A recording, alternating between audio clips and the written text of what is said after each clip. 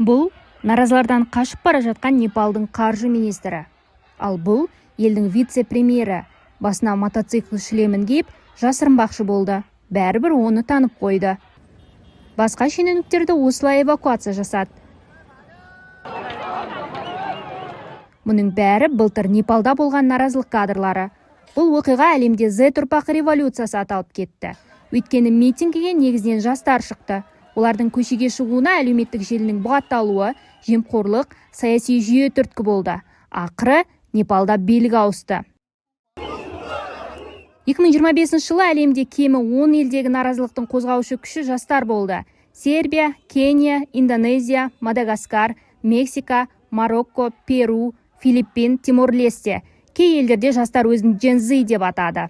Әр елде жастардың көшеге шығу себептері мен нәтижесі әртүрлі болғанымен ортақ бір нәрсе бар. Z ұрпақ дауысы қаттырақ шықты. Олар әділетсіздікке, жемқорлыққа қарсы шықты. Билікке талап қойды.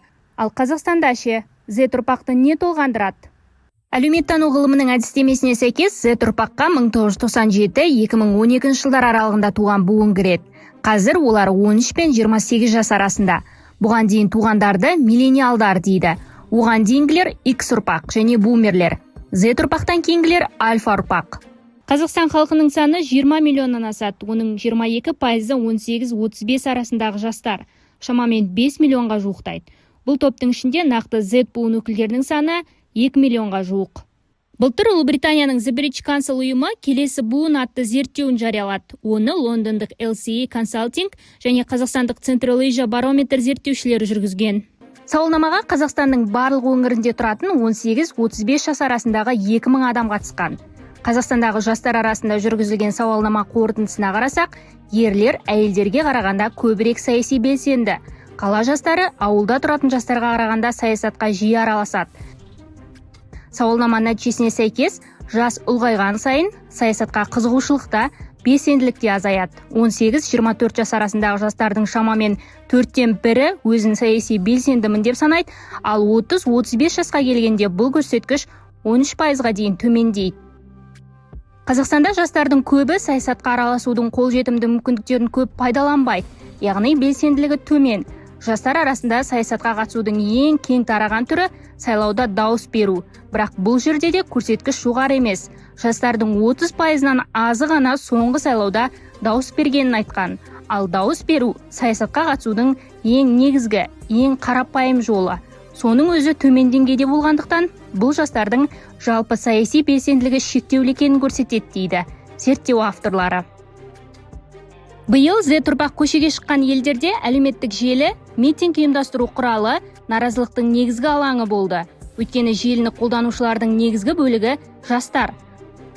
Қазақстан жастары да әлемдік тенденциядан алыс емес. Олардың 69%-ы ақпаратты, күнделікті жаңалықты әлеуметтік желіден оқитынын айтты.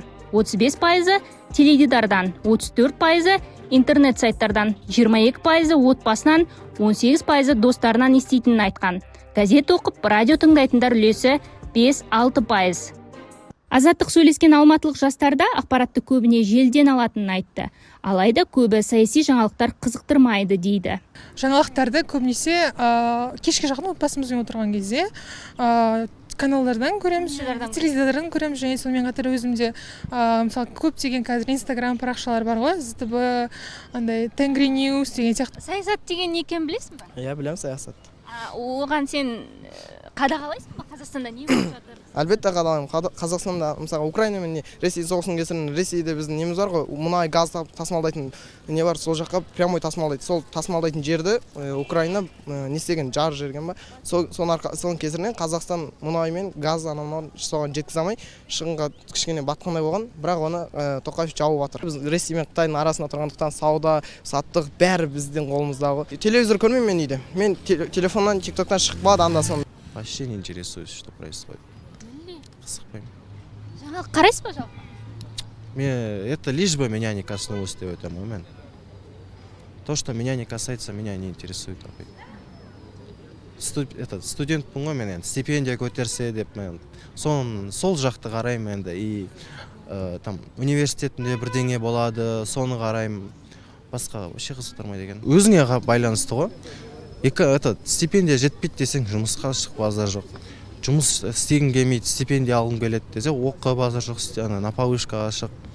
Енді все от себя самого зависит қой. Сен араласпаймын негізі. Енді оларға көп араласа бермеймін. Мүлде араласпайсыз ба? Иә. Жаңалық оқымайсыз ба саяси? Жоқ. Қиын зат қой негізі политика деген. Өзім араласпаған жөн көремін. Өте басты талап ететін, миды талап ететін зат қой ол саясат деген. Сондықтан білмеймін, енді өзім көп араласа бермеймін ондайға. Саяси жаңалықтарды қарап тұрасыз ба? Қадағалайсыз ба? Қараймын, Қазақстандағы саяси? қараймын. Қайдан қарайсыз? ЗТБ, Казньюс, Әлеуметтік желіден қарайсыз, иә? иә. Сіз ойыңызды, пікіріңізді білдіріп тұрасыз ба жалпы? Жаңалықтар туралы? Жоқ, Еш жерде жазбайсыз ба? еш жерде жазбаймын. Мен негізі қасында болып жатқан қазіргі әлеуметтік жағдайларға және де мысалы қазіргі уақытта болып жатқан біздегі жанжалдар болып жатыр қазақ тілі туралы сол тақырыптарды көп көремін. Көріп тұрасыз ба? Иә. Мен өзім болашақта заңгер болайын деп заңды оқитын, сол үшін жаңалықтарды көп көремін. Пікіріңізді жазасыз ба әдетте ол туралы? Жоқ. Неге жазбайсыз? Білмедім. Былай негізі ойланамын, бірақ пікірімді ашық түрде қалдырмаймын әлеуметтік желілерде. В основном акимат, там біздің государствода не болып жатқанын соны қараймын, сол қызық. Қарайсыз ба? Сіз ойыңызды, пікіріңізді жазып тұрасыз ба жалпы? Жоқ, чисто оқимын. Жастар жаңалықты желден оқыса да, сауалнамаға қатысқандардың жартысы ондағы ақпаратқа сенбейтін болып шықты. Олар отбасында, оқу орнында айтылатын ақпаратқа, діни басшыларға, газеттер жазған ақпаратқа көп сенеді. Сауалнамаға қатысқандардың жасы ұлғайған сайын саяси жүйеге сенімі де азаяды.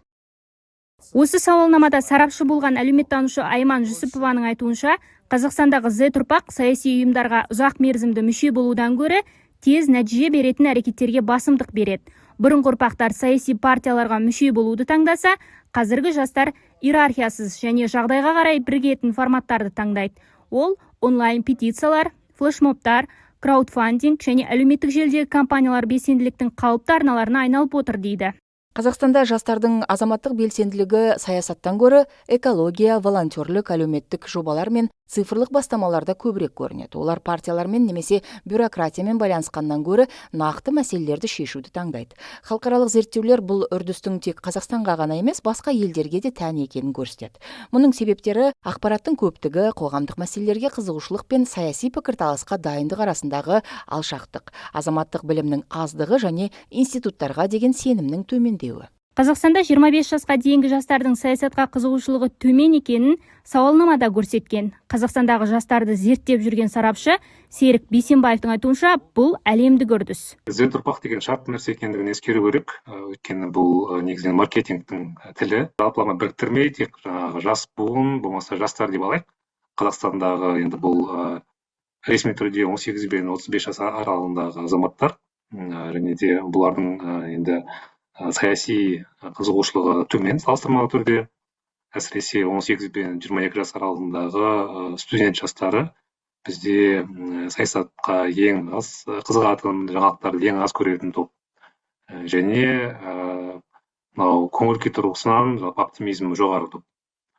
Бұл тек қана қазіргі ғана болған емес, бұған дейінгі де, мысалы үшін 20 жыл бұрынғы сауалнамаларды қарасақ, бұл кездегі жастардың да осындай ұқсас көзқарастарын байқаймыз. Неге? Өйткені бұл сол демографиялық топтың ерекшелігі.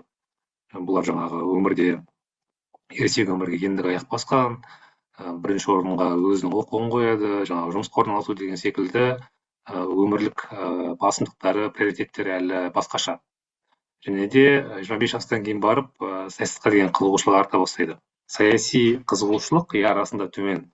Олар елде не болып жатыр, жаңағы парламентте қандай заңдар қарастырылып жатыр, шынымен де онша қызықпайды. Мысалы үшін, соңғы сауалнамамызға сәйкес, жаңағы Тоқаевтың бір палаталы парламентке көшу деген идеясы бар ғой. Сол жайында жастардың 40% ол туралы мүлде естімеген. 18 бен 29 жас аралығындағы жастардың 40% бұл жөнінде, яғни шамамен әрбір екінші жас бұл туралы мүлдем білмейді деген сөз. Сәйкесінше олардың саясат туралы пікір айтуы, ол жайында бір тұжырым, бір қорытынды жасауы өте қиын оларға, өйткені олар оны күнделікті бақылап отырмайды. Бізде ең саяси қызығушылығы жоғары топ ол 5 пен 55-60 жас аралығындағы адамдар. Неге? Өйткені олар теледидар қарайды. Екіншіден олардың жалпы уақыты көбірек деген сияқты, сосын бар жалпы материалдық тұрғыдан, еңбек жұмысқа тұру тұрғысынан олардың жалпы жағдайлары төменірек, қиынырақ. Сол.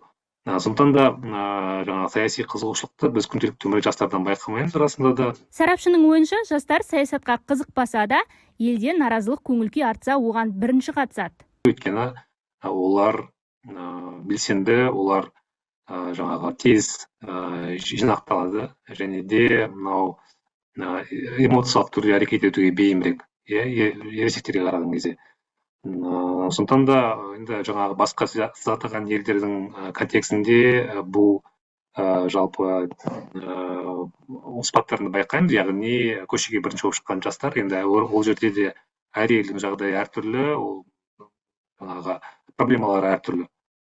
Кейбір елдерде жаңағы нақты әлеуметтік желілерге байланысты, солар бұғаттағына байланысты жастар шыққан. Мысалы үшін, сондықтан да олардың мысалын алып бізге салыстыру қиындау.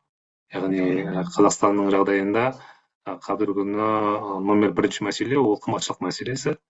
Одан кейін жаңағы табыстың аз болуы, жемқорлық мәселесі біздің соңғы сауалнамаға сәйкес. Бұл мәселелер қоғамның барлық тұрғындарын мазалайды. Жасқа қатысты бір аса бір ерекшелігі жоқ. Парламент, президент не болып жатыр, әкімдер не істеп жатыр, оларға мүлдем қызық емес. Ол жаңағы жастардың мәселесі емес, ол біздегі саяси жүйенің мәселесі. Өйткені саясат авторитарлық жүйеде мейлінше адамдарды саясаттан алыстауға тырысады. Олардың қызығушылығын азайтуға, саясатты тек қана бір кәсіби мамандар ғана айналысатын, ол көпшілікке қызық емес нәрсе ретінде қылып көрсетуге тырысады. Және бұның нәтижесі сол, нәтижесінде бізде жастар ғана емес, жалпы қоғамда қызығушылық саясатқа, сайлауға көп адам бармайды. Неге? Өйткені жаңа сайлаудың қалай өтетінін біледі, онда бәсекелестік жоқ деген сияқты. Сондықтан да бұл жаңағы бір жастардың саяси мәдениеті өте төмен, саяси жаңағы танымы жаңағы қалыптаспаған деген секілді нарративпен келіспеймін. Яғни саяси жүйе осындай саяси мәдениетті қалыптастырып отыр. Керісінше емес, саяси мәдениет емес, оны қалыптастырып отырған елдегі саяси жүйе, елдегі билік адамдардың осындай саясаттан алыс болуын, саясаттан хабарсыз болуына мүдделі болғандықтан қалыптасқан жағдай.